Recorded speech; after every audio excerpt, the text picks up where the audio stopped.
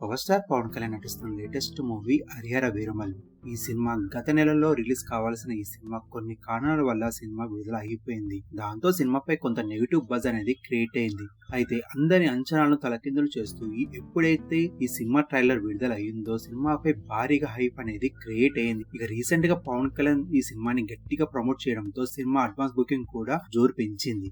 ఇక ఈ సినిమా భారీ అంచనాలతో ప్రీమియం షోలతో విడుదలైన ఈ సినిమాకి ఎలాంటి టాక్ వస్తుందో ఒకసారి చూస్తే, ఈ సినిమా కథ పూర్తిగా 17వ శతాబ్దంలో ఈ సినిమా పీరియాడిక్ బ్యాక్గ్రౌండ్ తో సాగుతని మొఘల్ పాలన సమయంలో ఔరంగజేబ్ చేసిన అరాచకాలను, అలాగే హిందువుగా బతకాలంటే పన్ను కట్టాలని రూల్ ని దానిపై హీరో ఎలా తిరుగుబాటు చేశాడు. ముఖ్యంగా ఈ సినిమా అంతా కోహినూర్ వజ్రం చుట్టూ జరిగే కథతో సినిమాని డైరెక్టర్ అద్భుతంగా తెరకెక్కించాడు. హరిహర వీరమల్లు కథని ఆడియన్స్ కి నచ్చేలా చెప్పే విధానం, ఎక్కడ ఐ మూమెంట్స్ పడాలి, ఎక్కడ సినిమా స్లో అవ్వాలి, మళ్ళీ ఎక్కడ ఐ పాయింట్స్ రావాలి, ఎక్కడ ఎమోషన్స్ సన్నివేశాలు పండాలి, ఇలాంటి అన్నిటిని కూడా అద్భుతంగా డైరెక్టర్ తెరకెక్కించాడు. అలాగే editing and screen play first half fantastic గా ఉంటుంది. అలాగే సెకండ్ హాఫ్ లో కూడా అదిరిపోయే రేంజ్ లో తెరకెక్కించాడు. చివరి 20 నిమిషాలు జరిగే సన్నివేశాలు సినిమాకి హైలైట్ గా నిలుస్తుంది.